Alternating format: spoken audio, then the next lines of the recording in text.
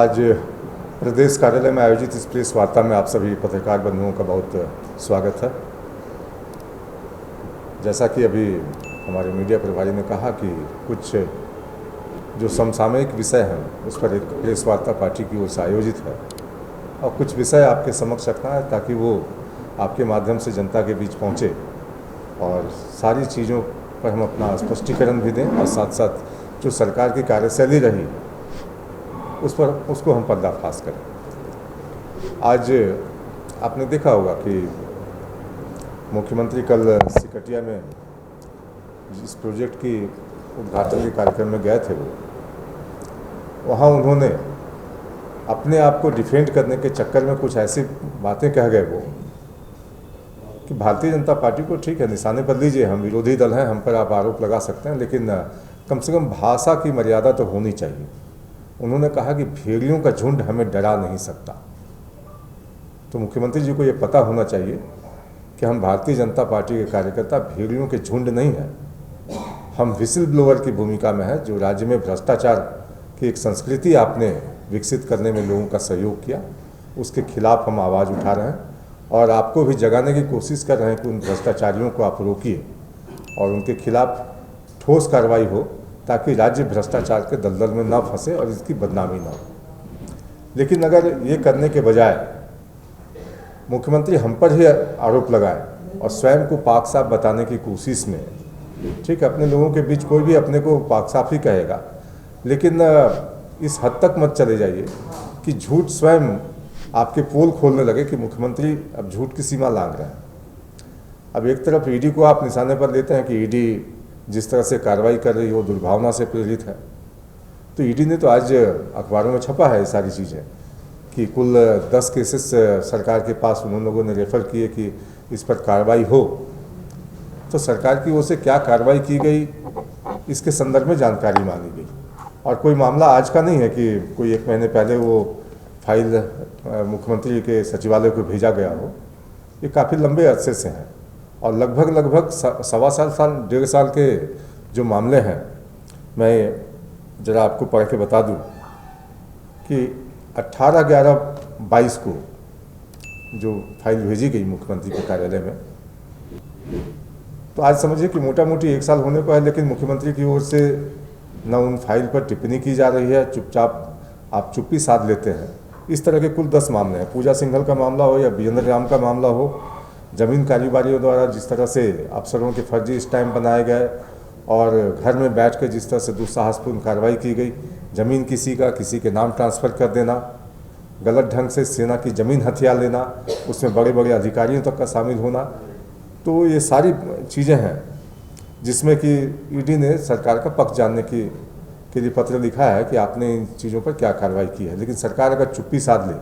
तो ये प्रश्न तो उठता है। एक विरोधी दल होने के नाते हम निश्चित रूप से उनसे पूछेंगे कि आपका निहित स्वार्थ क्या है। निहित स्वार्थ इसलिए पूछता हूँ कि मुख्यमंत्री को 5-5 ईडी की नोटिस होने के बावजूद अगर मुख्यमंत्री उपस्थित नहीं हो रहे हैं और कानून का सहारा लेकर अपने आप को जिस तरह से संरक्षित करने का प्रयास कर रहे हैं, तो राज्य के लोगों को यह लगता है कि मुख्यमंत्री कुछ बताने से परहेज करना चाहते हैं, क्योंकि उनके मित्र पर जिस तरह से शिकंजा कसा है ईडी का और 1-1 साल से वो जेल में है, तमाम दलीलों के बावजूद कोर्ट उनको बेल ग्रांट नहीं कर रहा है, तो इस बात की पुष्टि होती है कि प्राइमा फेसी तो छोड़ दीजिए, कुछ तथ्य हैं इसमें जो कोर्ट भी मानता है कि नहीं, गंभीर प्रकृति के अपराध हैं और राज्य के हितों को नुकसान पहुंचा रहे हैं। अब जिस तरह से मुख्यमंत्री की भाषा तो छोड़ दीजिए, हम उनसे बहुत उम्मीद भी नहीं करते। झारखंड मुक्ति मोर्चा की शैली ऐसी रही है, आक्रामकता के साथ जिस तरह की भाषा का उपयोग करते हैं अपने विरोधियों पर, तो एक तरह से दबाने की कोशिश करते हैं। लेकिन भारतीय जनता पार्टी का एक कार्यकर्ता और हमारे नेता इस बात के लिए प्रतिबद्ध हैं कि कोई हमें दबा नहीं सकता और राज्य हित का जहां मामला हो तो हम अपना सर्वस्व लुटाने के लिए भी तैयार रहते हैं। अब कई मसले ऐसे हैं, आपने देखा होगा कि जब मुख्यमंत्री से हम प्रश्न करते हैं कि भ्रष्टाचारियों के लिए आप क्यों खड़े हैं, तो उनको बुरा लगता है कि हम आदिवासी हैं इसलिए मुझे टारगेट किया जा रहा है और संस्थाएं अपनी शक्ति का दुरुपयोग कर रही हैं। उनको बताना चाहिए कि आखिर इस दुरुपयोग का जो आरोप आप लगा रहे हैं ईडी सीबीआई आईटी पर, वो किस तरह से दुरुपयोग किया जा रहा है। क्या समन भेजकर बिल्कुल विधिवत तरीके से अगर आपको पूछताछ के लिए बुलाया जा रहा है, सहयोग करने के लिए बुलाया जा रहा है, तो आप इसको ये क्यों मानते हैं कि मुख्यमंत्री के विशेषाधिकार में हस्तक्षेप? और भारतीय जनता पार्टी तो ये मानती है कि राज्य में से भ्रष्टाचारियों का खात्मा होना चाहिए, उनका समूल नाश होना चाहिए। और ईडी जैसी संस्था, सीबीआई जैसी संस्था अगर इस अभियान में राज्य की मदद में खड़ी है, तो मुख्यमंत्री को तो आगे आना चाहिए था कि चलो इस बहाने कम से कम भ्रष्टाचारियों का सफाया तो इस राज्य से हो जाए, ताकि राज्य का हित तो हो जाए। लेकिन मुख्यमंत्री जिस तरह से सिर्फ भारतीय जनता पार्टी को ही निशाने पर लेते हैं, तो उनकी दुर्भावना समझ में आती है कि वो मुद्दे को भटकाने की कोशिश कर रहे हैं और अपने लोगों के बीच जाकर जो भावनात्मक अपील करने की कोशिश करते हैं कि हमें अनर्गल आरोप लगाकर फंसाने की कोशिश की जा रही है कि आदिवासी का प्रगति इन लोगों को देखा नहीं जा रहा। हम आज ऐसे जगह बैठे हैं जहां ये हमारा रथ रोकने की कोशिश में लगे हैं और इसके माध्यम से राज्य में विकास के काम को अवरुद्ध करना चाहते हैं। तो एक प्रश्न पूछना चाहूँगा कि एक स्वास्थ्य महकमा की बात ले लें, जिसकी चर्चा और जिसकी ज़रूरत आम लोगों को भी सबसे ज़्यादा होती है। मैं आपको बताऊं कि कुछ आंकड़े मैंने आज निकाला है, ये आज से 1 साल पहले की बात है। 15वें वित्त आयोग की अनुशंसा पर केंद्र सरकार ने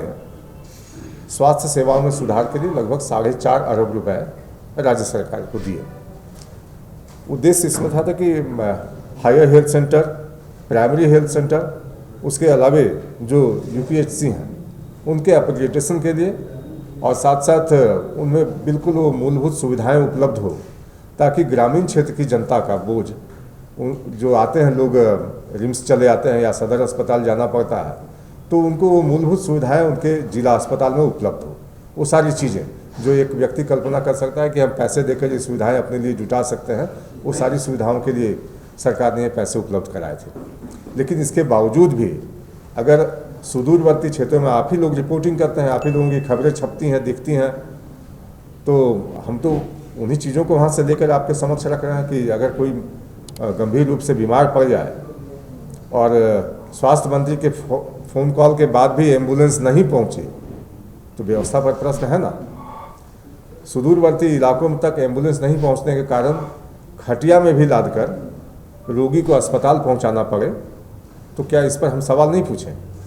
तो जो सवाल पूछेंगे तो उनको चुभता है। और इससे मैं समझता हूँ कि जो परेशानी है उनकी, उसका समाधान हम लोगों के पास तो नहीं है, करना उनको था, लेकिन इसके लिए भी हमें ही दोषी ठहराते हैं। जल जंगल जमीन का नारा देने वाले लोग, इनको ये बताना चाहिए कि 10,108 वर्ग किलोमीटर भूमि में जो वन भूमि थी, उससे जंगल गायब हो गए। तो ये जंगल गायब किसने किया, या सरकार से जब हम पूछेंगे तो उनको चुभता है कि आप इन सवालों को लेकर क्यों चले आते हैं। अपराध के आंकड़े अगर हम उनसे पूछें, जो मुख्यमंत्री ने स्वयं सदन में कहा कि आदिवासियों के साथ किस तरह से दुर्व्यवहार हो रहा है, बच्चियों के साथ किस तरह से बलात्कार की घटनाएं बढ़ी हैं, उसके अलावे जिस तरह से लव जिहाद का मामला सामने आता रहा है, तो उस पर मुख्यमंत्री चुप्पी साध लेते हैं, मानो ये सिर्फ भारतीय जनता पार्टी का विषय रह गया हो कि भारतीय जनता पार्टी ही लेकर इसको जनता के बीच जाए। सरकार के स्तर से भी कार्रवाई दिखनी चाहिए, लेकिन सरकार अगर चुप्पी साध ले तो प्रश्न करना हमारा दायित्व है और हम उस काम को बखूबी कर रहे हैं। स्वास्थ्य सेवाओं के विस्तार की बात इसी सरकार ने घोषणा की थी 1 साल पहले कि हम सभी पंचायतों में दवा का दुकान खोलेंगे। फार्मासिस्ट का जो लाइसेंस होता है वो वहाँ के युवाओं को देंगे और उनके माध्यम से स्वास्थ्य सुविधाओं के अलावा जो वहाँ लोकल स्तर पर पीएचसी और हेल्थ सेंटर्स वगैरह हैं उनसे वो अटैच रहेंगे, ताकि लोगों को कम कीमत में दवा भी मिल जाए जन औषधि केंद्र के माध्यम से, और रोजगार भी उपलब्ध हो उनके दरवाजे पर। लेकिन आज 4500 पंचायतों में जो महत्वाकांक्षी योजना लेकर सरकार चली थी,